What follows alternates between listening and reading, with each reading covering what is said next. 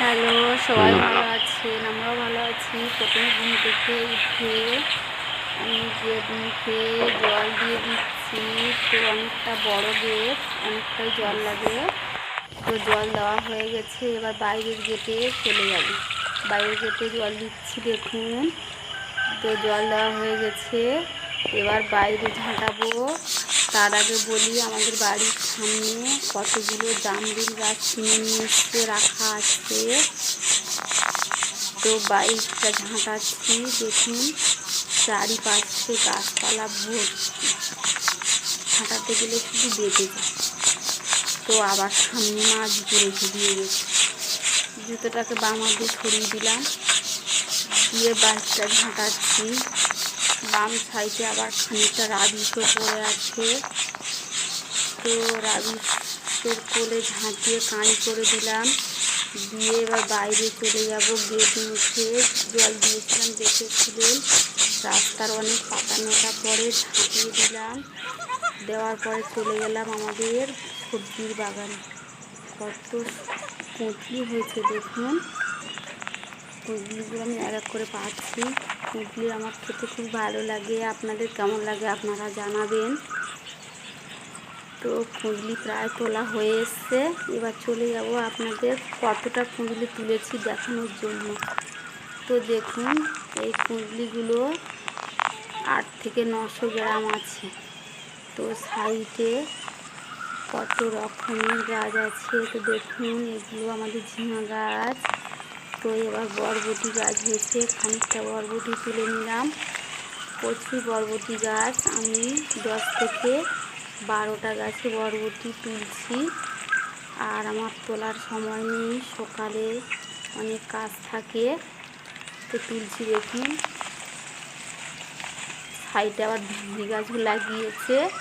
তো ভেন্ডি এখনও হয়নি, ভেন্ডি হবে একটু পরে। তো দেখুন কত বরবটি। আবার কলা গাছও আছে, অনেক রকমের গাছ আছে বাগানে। তো তোলা হয়েছে বরবটি। তো এবার দেখুন কত বরবটি তুলেছি, দেখুন। তো এবার আমাদের টোটাল বাগানটা দেখাচ্ছি, দেখুন।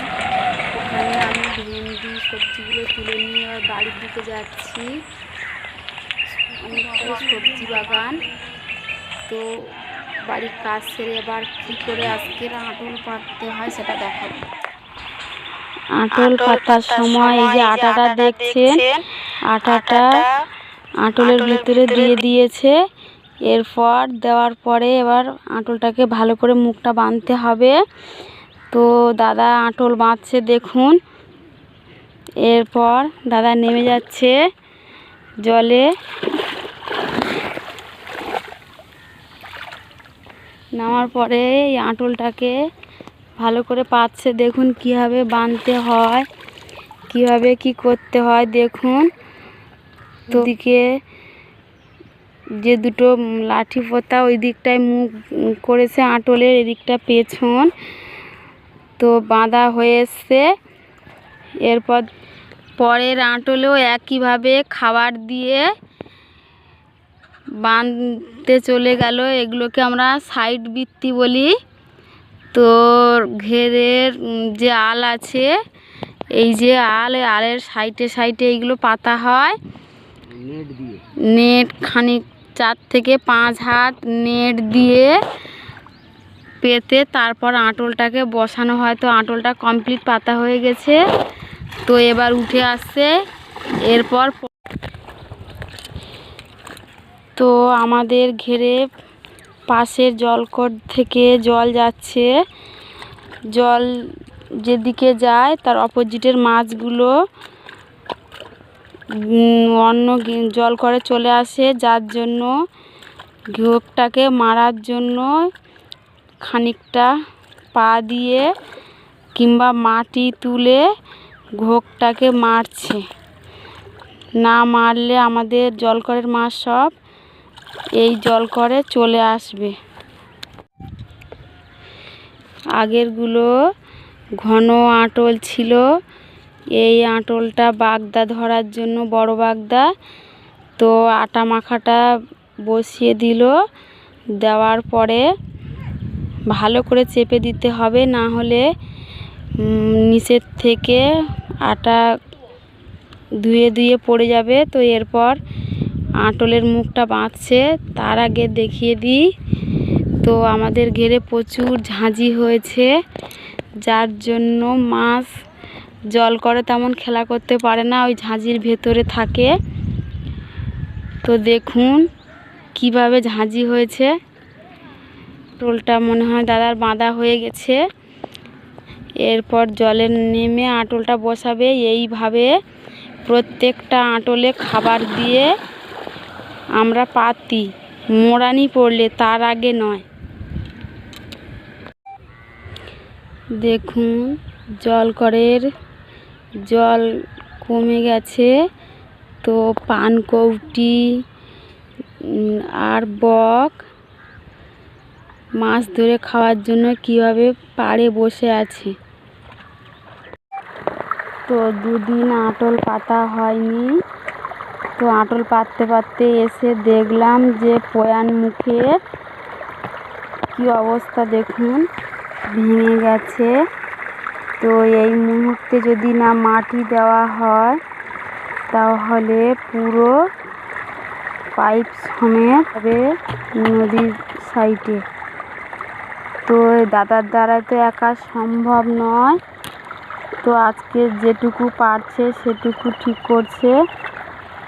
কালকে মানে বুধবারে দুটো লোক ধরেছে, ওরা কাল আসবে, এসে এই জায়গাটাকে ঠিক করবে। ঠিক না করলে অবস্থা খুবই খারাপ। তো দাদার দ্বারাই তো সম্ভব নয়। দেখুন কীভাবে মাটি তুলে মাটি দিচ্ছে। রাতটুকু যেভাবে আটকে রাখা যায় সেই চেষ্টা করছে। তো চাং চাং মাটি তুলে পয়ান মুখের এই পাশটায় দিচ্ছে। আর ওই পয়ান মুখের যে পোলটা আছে, পোলের মুখে পাটা দেওয়া আছে যাতে জলটা না বেশি বেরিয়ে যায়। বেশি বেরিয়ে গেলে পোল সমেত নদীতে চলে যাবে, তাই জন্য ওটা বন্ধ করা। তো সাইড থেকে জল খুবই জোরে যাচ্ছে, দেখালাম। তো দাদা এই যে যতটুকু পারছে সাহায্য করছে। তো দেওয়ার পরে অনেকটাই জল বন্ধ হয়ে গেছে। নদীর সাইড থেকেও দাদা পাঁক তুলে পয়ান মুখে দিচ্ছে দেখুন। তো আগের থেকে অনেকটা বন্ধ হয়ে গেছে। তো দেখুন কীভাবে মাটি তুলছে, তুলে তারপর ওই ছুঁড়ে মারছে। তো এইভাবে আজকে রাতটুকু যাক, তারপর কালকের লোক ধরবে, ধরে সব কিছুই কমপ্লিট করবে। তো আরও একটা আঁটলে চলে এলাম। বালতির থেকেও আটা মাখা নিল, নিয়ে ওই আঁটলের ভেতরে রেখে দিল।